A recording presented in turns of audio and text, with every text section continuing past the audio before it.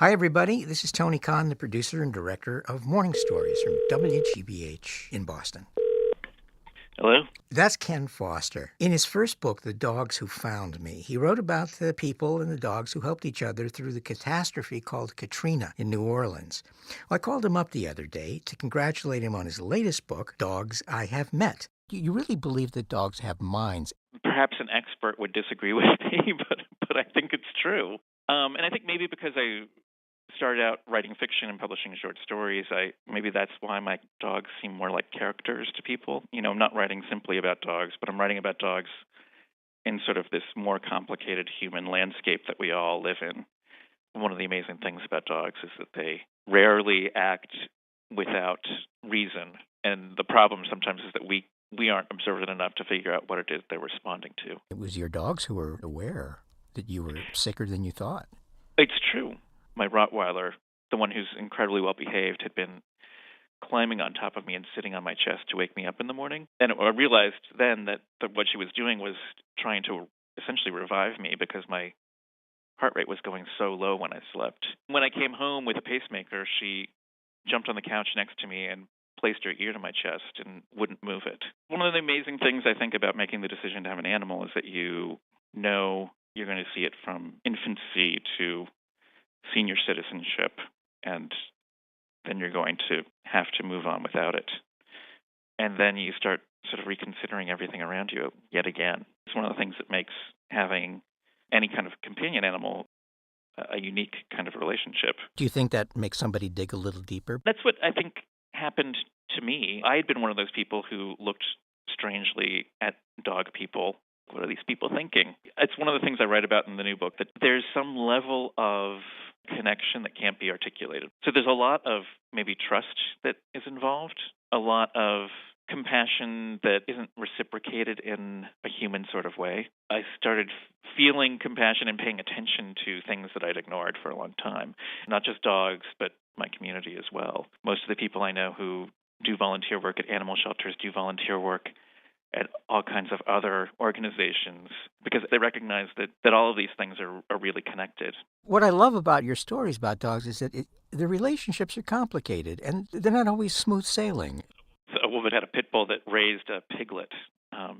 She'd gone to pick up eggs at the farm, and there was this runt piglet. Her pit bull essentially raised this pig, and it became a 700-pound hog that would sit and beg for treats. They would wander around together, and occasionally a woman would come home to find a stray pig notice on her door. They crossed off dog and put in hog? They did, in fact. What do you think your writing about and thinking about and living with dogs has made you an expert in? Looking at situations individually, maybe. We always want to categorize things as being, a dog is a dog, or the way to solve this situation is X, Y, and then Z. And yet I think we're all far more complicated than that. Mm-hmm. And, every dog and every person you encounter you're starting from zero. That was Ken Foster. And with Ken's permission, I've lifted an excerpt from his latest book, a whiff, if you will, of the complicated life of a dog named Tigre. We call today's morning story, How Much Is He Costing You? Tigre was a funny-looking dog, all body with short little legs. It was as if he'd been assembled from spare parts. "Hey, Brando, look at him," I said each day, and my dog Brando would look anywhere but at the dog who wanted his attention. It was very snooty of him, so I continued to walk him over every day to say hello. Brando continued staring at the sky while Tigre whined and stuck his nose through the chain-link fence of the junkyard where he lived to get some of the treats I was carrying in my pocket. Then Brando and I were on our way down the street where another empty lot contained a flock of chickens. These stops became part of our afternoon routine. The chickens, the hot dog store, the park, and Tigre in his junkyard on the way home. One day, Tigre slipped out from behind the fence to get Brando's attention. He yipped and bowed and rolled over in front of us, and Brando continued to pretend that he was invisible. I opened the gate and put Tigre back in the yard again. "He wants to fight," the junk man said. "He is a fighter. his owner insisted again. I didn't have the heart to mention that his dog had already come after us and that all he wanted to do was play. One day, I realized with a start that they were gone. The lot was being emptied of all its debris. One of the neighbors told me that the man had been arrested. For what, I asked. I think he stabbed someone, he said. A few weeks later, as we walked north toward the pet shop, I spotted Tigre walking on the other side of the street. "Hey, look who it is," I said. But of course, Brando didn't care. My eyes followed Tigre's leash to the hand that held it, which was attached to a tall blonde woman in her late 20s. She was kind of fancy, one of the many newcomers moving into the neighborhood in boxy new apartment complexes that had replaced our community gardens. She didn't seem like his type at all. She explained, I was walking by when they started cleaning out all that stuff, and they said I could take the dog. In the mornings, we'd see them together, playing fetch in the ball fields along the river, and Brando suddenly was interested, now that Tigre had a proper owner. This was a context Brando understood, and frankly, he was probably thinking he might be able to get some attention from the blonde as well. The next time we ran into them, Tigre was sporting a big, heavy cast that ran along the length of his rear legs. He was hobbling quite contentedly along the blonde woman's side. She said, I went to work one morning, and he wanted to come along, so he jumped out of the window. Tigre was an old dog. You could see it in the gray hair that had settled around his mouth. How much is he costing you? I asked. So far, maybe $6,000? I didn't really ask, she admitted, as if reading my mind. Tigre was a junkyard dog, but now she was his.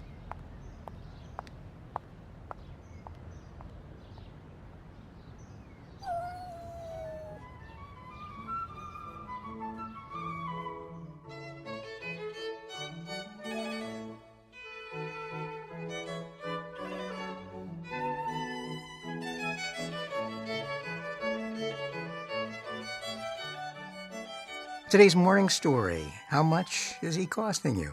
I'm here in the studio with man's best friend, Gary Mott. If you follow the career of a dog and its relationships with other people, you find that they really should be given a salary and Social Security benefits. It's absolutely true. And New York dogs are a special breed. Dogs have learned how to adjust their turf in New York City. They don't feel the least bit threatened by another dog until they're 3 inches away, which is amazing to me. I mean, I think that's about as far as you can go in denying your own nature. If you want to have a healthy sense of turf, you might try Wyoming. I prefer to view dogs as creatures who just love their owners, regardless of the number of warts you have on your chin, all the human failings that color who we are and how people judge us and define us, out the window with a dog. Oh. In all honesty, my relationship with my beloved golden retriever, Ben, was more of a one-sided relationship. I adored him. He adored retrieving. It was like his calling. That was his passion. And if intelligence is a sign of your ability to get what you want, then Ben was a genius. He managed to manipulate people into playing retrieving games with him all the time. And I had to come to terms with the fact that, Ben really cared more about balls than he did about me.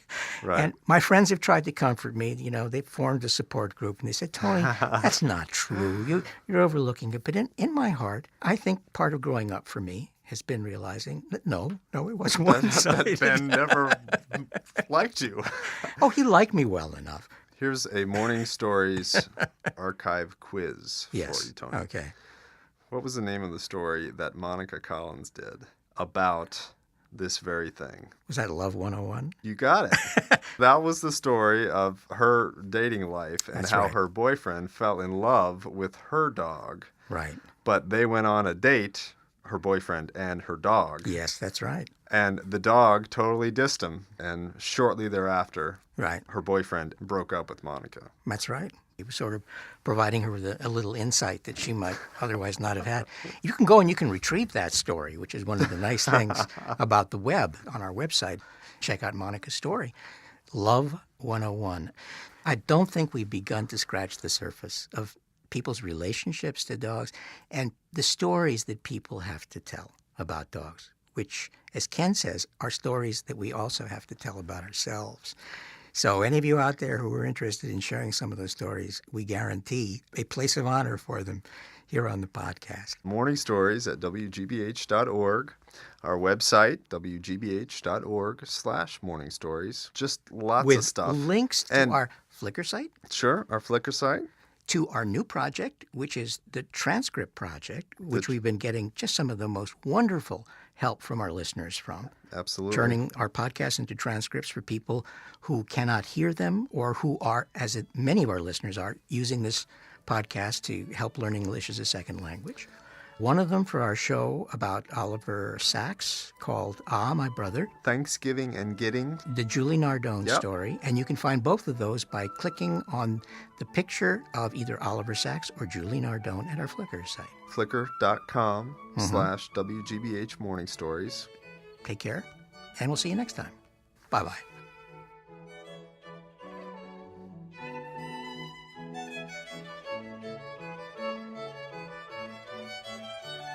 By the way, Tony, Yeah? how come you put that cat in at the end of the story? Well, I don't know. I just figured that maybe it would just be fair to hear from a dissenting opinion about dogs Fair? Balanced? and feline.